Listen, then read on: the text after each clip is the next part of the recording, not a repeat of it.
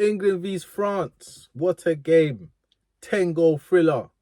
I'm telling you, England played like a team that had a point to prove. Whereas France, they looked like they wanted to be on holiday. They looked like they didn't want to be there. They were still feeling sorry for themselves.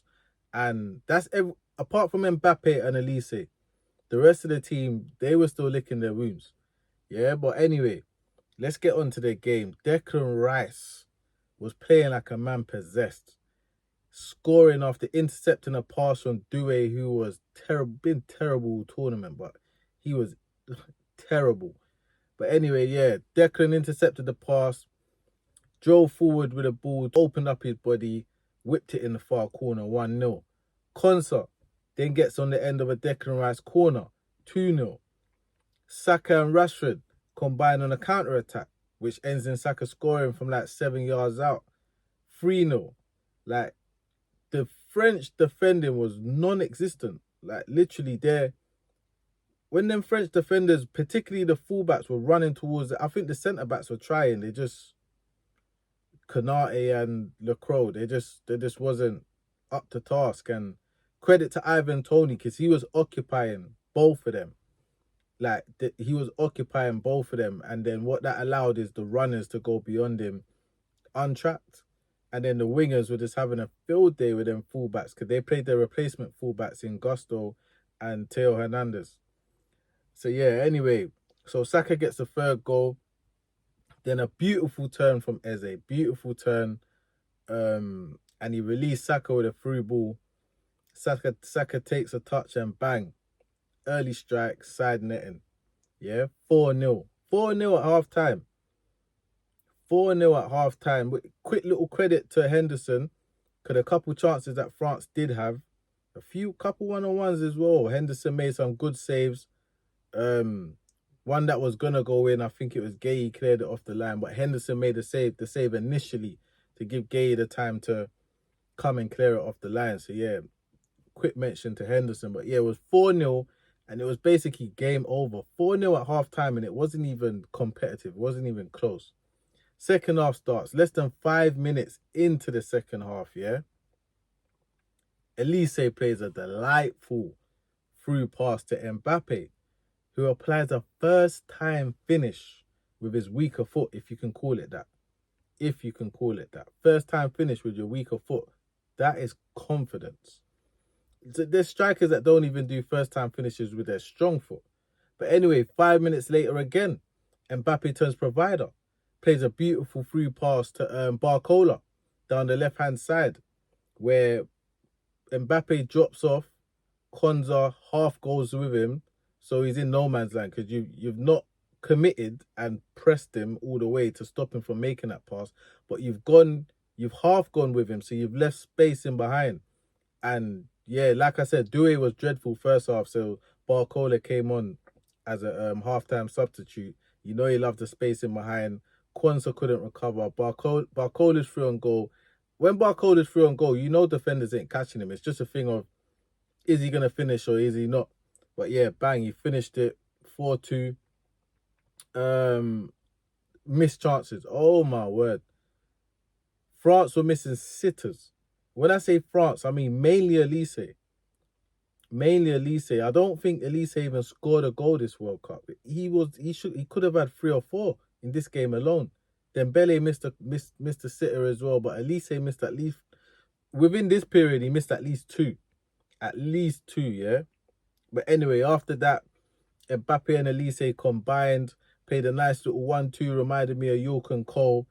And then bang, with his weaker foot again, Mbappe wraps it in the bottom corner from just inside the 18-yard box to not only make him the top scorer in this World Cup, but also the top scorer in totality. So he's the highest scoring player in World Cup history at the age of 27. It is absolutely mental. So currently, as it stands right now, yeah, Mbappe has finished the season top scorer in every competition that he played in. He finished the season top scorer in La Liga, Golden Boot.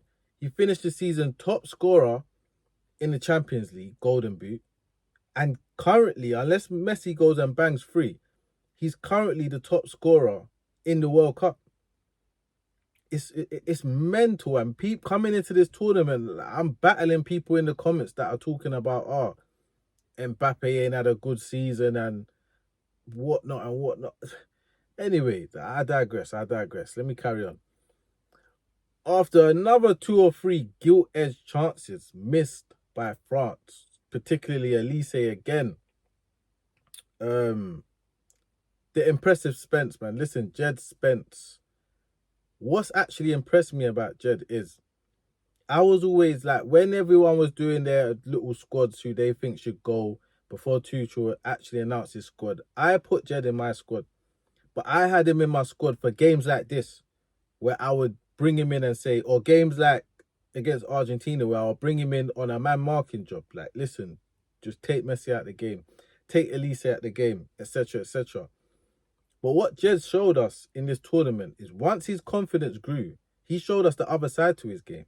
He showed us that he can get beyond fullbacks in transitions when he's overlapping, even underlapping, but overlapping as well. He can get to the bar line. Sometimes, more often than not, should I say, end product is a bit, needs improving. But the sheer pace and desire and the driving force of the lad Jed just creates havoc, and that's what it done. He got taken out by I don't know who was worse, Dewey or Gusto, but yeah, he got taken out by Gusto. And yeah, penalty tucked away by Saka, bottom corner. Injury time. It was like the battle of transition. England get caught on the counter.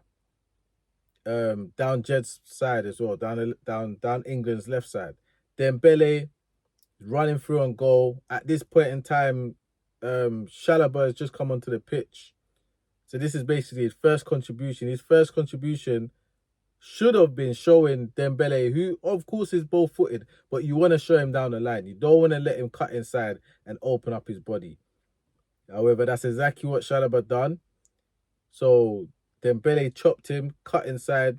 Chalobah thought he could recover and block the shot, but what Dembele done is just, he basically delayed the shot for a split second where Chalobah put his block in thinking he's going to shoot, but he didn't shoot at that time. Now Chalobah's on the floor, helpless, and he just wraps it side netting. 5-4. This is an injury time, and you know, World Cup injury time is different. It's like I think they have 7 minutes, but World Cup injury time is different. It's not like if a team scores in injury time, you ain't really too worried. But in World Cup, listen, there's sometimes that 7 minutes turns into 10 as well with the goal celebrations and whatnot, VAR. Anyway, I digress. Up steps Jude. Hey Jude, yeah? Started on the bench. He came on late into the game. Up steps Jude. When it's nervy for England, 5-4. The ghosts of Argentina are just haunting them at this point in time. Jude runs onto the ball at the halfway line, charges through to the 18-yard box, does a step over to enter the 18-yard box. He basically does an Mbappe step over onto his left foot. Then he does a Dembele chop onto his right foot. Then he shows the patience of Dembele to touch it, and basically freeze about 2-3 defenders and the goalkeeper, and then he just slots it from like 7 yards out. Considering he started on the halfway line, then done a skill to enter the 18-yard box, then done another skill to come inside on his stronger foot, then showed patience to work the opportunity till there was basically the highest probability of scoring. Listen, goal of the game. 10 goals, 10 brilliant goals as well. But that was goal of the game for me. 6-4 it finished. There's so much to unpack from this game. So much. But